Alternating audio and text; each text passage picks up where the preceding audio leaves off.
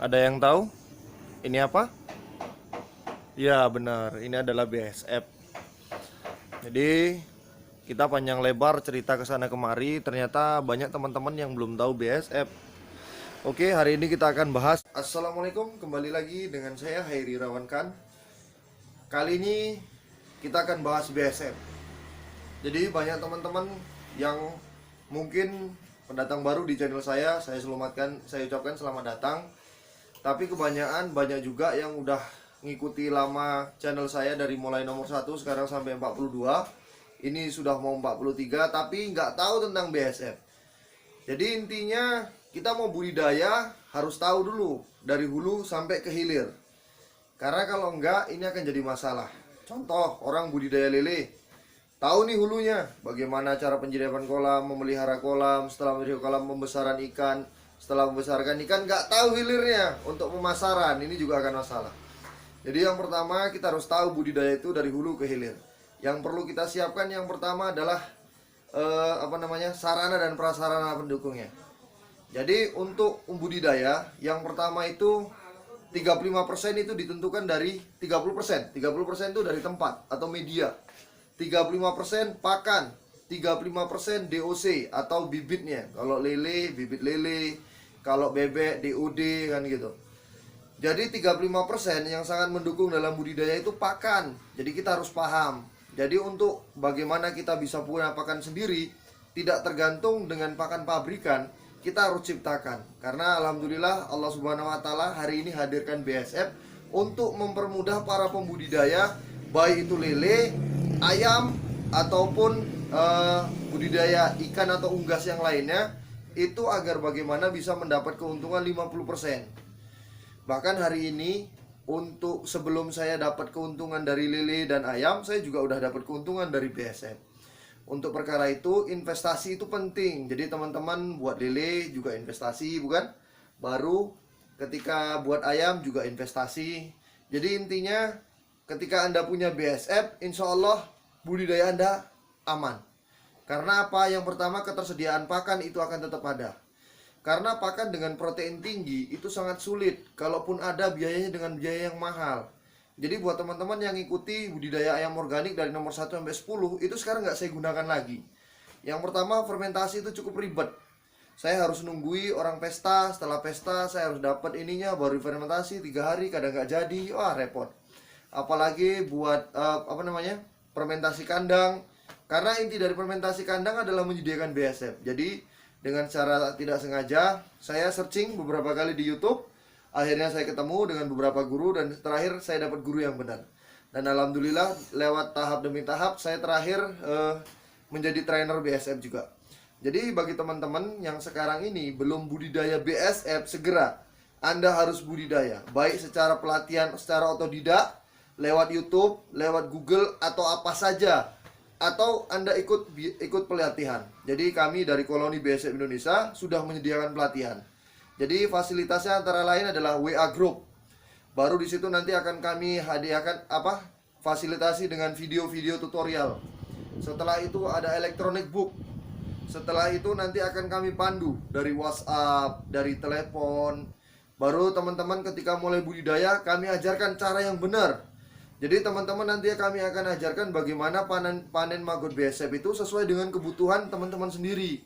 Jadi hari ini kita akan analisa berapa biaya atau bahan-bahan yang untuk disediakan untuk BSF itu sendiri.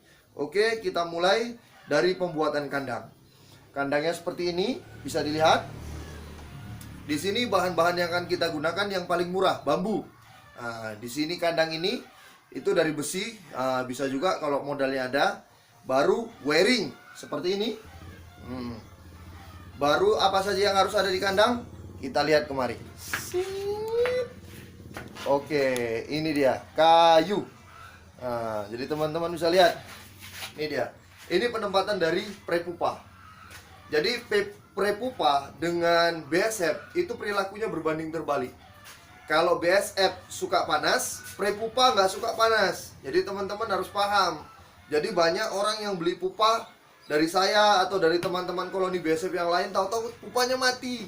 Ini gimana? Waduh, bibitnya jelek segala macam. Padahal yang beli pupa nggak ngerti ilmunya. Jadi yang pertama ini tempat prepupa. Prepupa itu nggak suka panas dan dia benci dengan sinar matahari. Jadi sifatnya itu harus ditutup. Jadi seperti ini. Oke, nah ini untuk tempat prepupa. Sedangkan BSF itu sangat suka panas. Makanya hari ini saya buat video kenapa terang, karena kita bisa lihat atapnya. Oke, bisa dilihat atapnya transparan. Nah, jadi teman-teman bagi yang buat kandang masih salah, sekarang rombak. Nah, baru bagaimana perlakuan BSF? Apakah perlu diberi makan? Nah, itu akan kami ajari Anda secara mendetail dengan di pelatihan. Biayanya bagaimana? Biaya yang kami tekankan kepada saudara-saudara nantinya itu jauh lebih murah dibandingkan dengan teman-teman nantinya beli pelet sepanjang tahun, bahkan sepanjang daripada budidayanya. Jadi teman-teman yang ikut pelatihan, kami ajarkan bagaimana cara buat biopon yang benar dan baik. Karena hari ini banyak biopon yang kami lihat itu nggak maksimal. Jadi kita bisa lihat nih, nggak lain dan nggak bukan pemain lama Pak Anto. Dan ini kawan kita tim baru yang sering juga budidaya ikan pesut. Alhamdulillah buat teman-teman. Jadi tadi kita cerita kandang, dan hari ini tanpa adanya, mungkin teman-teman banyak yang suka nih lihat nih. Saya banyak, ada juga yang jijik, ada yang juga yang suka gitu kan. Jadi teman-teman bisa lihat mungkin dari jarak dekat. Oke. Bagaimana media saya bisa digini ya. Jadi teman-teman bisa lihat medianya bagaimana, mungkin dari seperti ini. Berapa banyak? Oke, kita lihat. Jadi teman-teman bisa lihat kan, format. Oke, jadi teman-teman bisa lihat nih. Jadi tanpa adanya maggot BSF, teman-teman akan kerepotan untuk budidaya BSF. Akan kerepotan untuk budidaya lele, apalagi ayam, apalagi yang lain-lain. Jadi teman-teman, alhamdulillah saya sekarang udah banyak punya pengalaman sih. Bukannya saya mau pengen pamer atau sombong, enggak. Tapi saya pengen orang-orang itu budidaya nggak mengalami kegagalan yang saya alami dulunya. Dulu saya banyak melakukan kegagalan. Bahkan budidaya lele itu sampai istri saya bilang, kalau tetap dilanjutkan ini lele, ini bakal sampai sidang. Teman-teman bisa tahu itu sidangnya kemana kan? Sampai segitunya. Dulu emas saya gadikan ya kan, dengan harapan ya supaya panennya banyak. Itu nanti masa kita beli lagi, tapi nggak terbeli juga, malah banyak meninggalkan utang. Jadi hari ini saya pengen teman-teman itu nggak mengalami kegagalan yang saya lakukan dulu. Jadi teman-teman tinggal ikuti. Jadi yang pertama, pengen budidaya apapun, baik itu kelinci, baik itu puyuh, baik itu ikan, baik itu unggas, dari jenis mulai ayam dan yang lain-lain, cukup Anda budidaya BSF. Sekali lagi saya tekankan, cukup budidaya BSF. Jadi dengan budidaya BSF Anda bisa menekan kos pakan. Dengan menekan kos pakan Anda bisa mengantongi keuntungan 50%. Dan 50% itu bisa Anda gunakan untuk investasi ke yang lain-lain. Beli kambing, beli ayam, beli, mungkin kalau emasnya pernah digade, beli emas lagi, bikin rumah baru ya kan. Jadi teman-teman, saya sekarang lagi proses pembuatan rumah juga.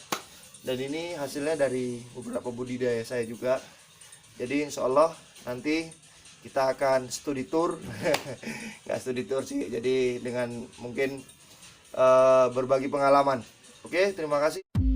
Terima kasih telah menonton video saya. Jangan lupa untuk like, tinggalkan komen Anda, subscribe, dan tekan sekarang.